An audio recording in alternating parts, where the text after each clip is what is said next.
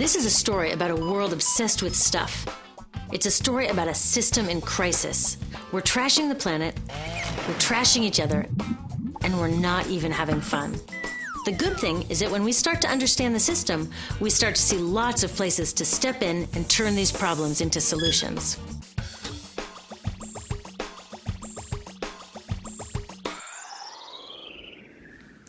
Can I tell you, I love my Pantene Pro V.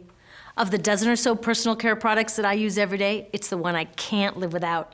It says it gives my dull hair the ultimate cool shine. How does it do that? I was wondering that while I was lathering it in my hair one day, so I read the ingredients right here. Sodium lauryl sulfate, tetrasodium EDTA, methyl isothiazolinone. What is this stuff? I took this list to some scientists who know how to read it. Turns out my Pantene contains a chemical linked to cancer. And lots of other products in my bathroom, from sunscreen to lipstick and even baby shampoo, also contain chemicals linked to cancer or other problems like learning disabilities, asthma, and even damaged sperm. Like most parents, I try to keep my family safe. But now I find out my bathroom is a minefield of toxins? What are we supposed to do? To find out the answers, we have to go back to one of the key features of our materials economy: toxics in, toxics out.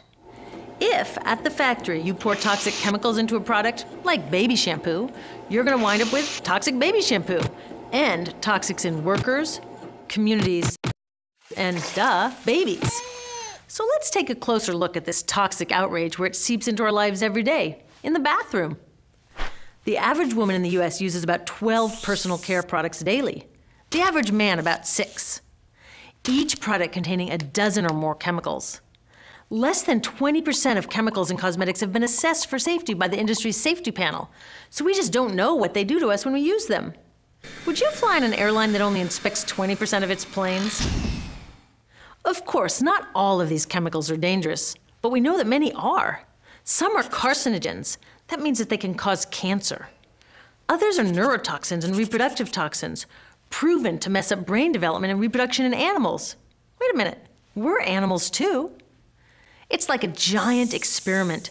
We're using all these mystery chemicals and just waiting to see what happens. One thing we do know is that they're getting inside us. I had my body's toxicity levels tested, and I'm loaded with things like mercury, flame retardants, triclosan, and lead. We all are. Even babies are being born pre-polluted. Now, I know we can't live in a lead-free world, but do we have to put lead in our lipstick? I don't know. Maybe it's my fault. Maybe I just bought the wrong thing. At the store, the choices seem endless. I can get lipstick in 49 shades, or shampoo for hair that's too dry, oily, fine, limp, or frizzy. But what about the choices that really matter? Like the choice to buy products that are safe? It turns out the important decisions don't happen when I choose to take a product off the shelf. They happen when companies and governments decide what products should go on the shelves. So who are these companies? This is Procter & Gamble. They're the ones offering me Herbal Essences, the #2 shampoo in the country. It contains toxic petrochemicals made from oil. Since when is oil an herb?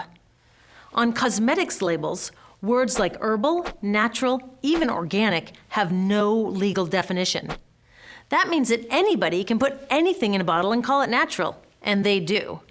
I mean, can you imagine a top seller called Petro Essences? Gross. What's even nastier are hair relaxers marketed to 5-year-olds and skin whitening creams. These are super toxic, both in their ingredients and in the message they send about what beauty is. Ooh, here's Estee Lauder offering me a chance to help find a cure for breast cancer. That's nice. But wait, they're also using chemicals linked to cancer. Don't you think the best way for Estee Lauder to fight cancer is to stop using those chemicals in the first place? So really, I get to choose between meaningless claims on a bottle. But these guys get the real choice about what goes into those bottles. And that happens back here, at the factories where they're formulated. Why do the makers of these products use all these toxics? Are they trying to poison us? No, they're just working from a 1950s mindset when people were totally swept up in better living through chemistry. In all that excitement, they forgot to worry about human health impacts.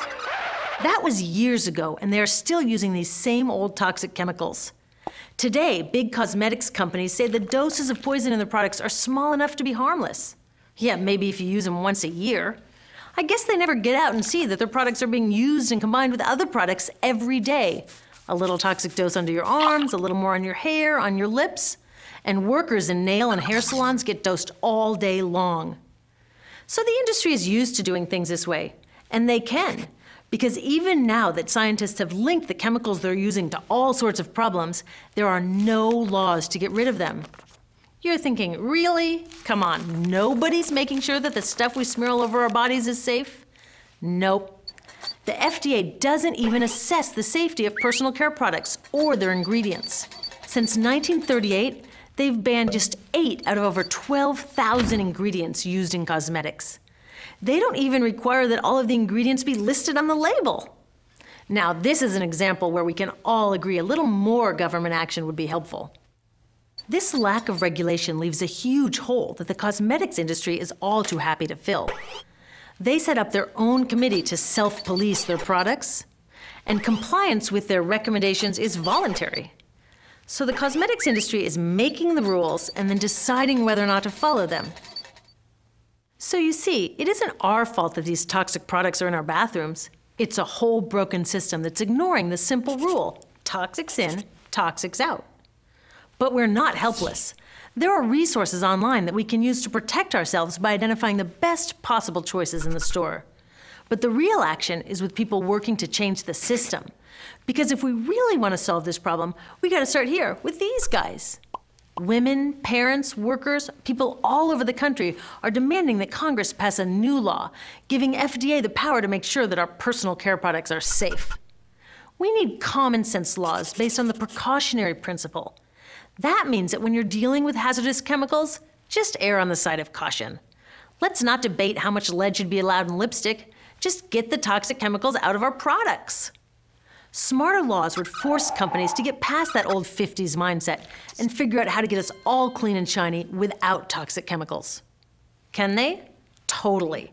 Many responsible cosmetics companies are already putting safer products on the market. Green chemists are developing substances that are designed to be safe and non-toxic in the first place. European governments have required the removal of many toxic chemicals, and companies have figured out how to comply. When cosmetics are reformulated to be safe and labeled honestly, then we can feel comfortable with the choices available at the store.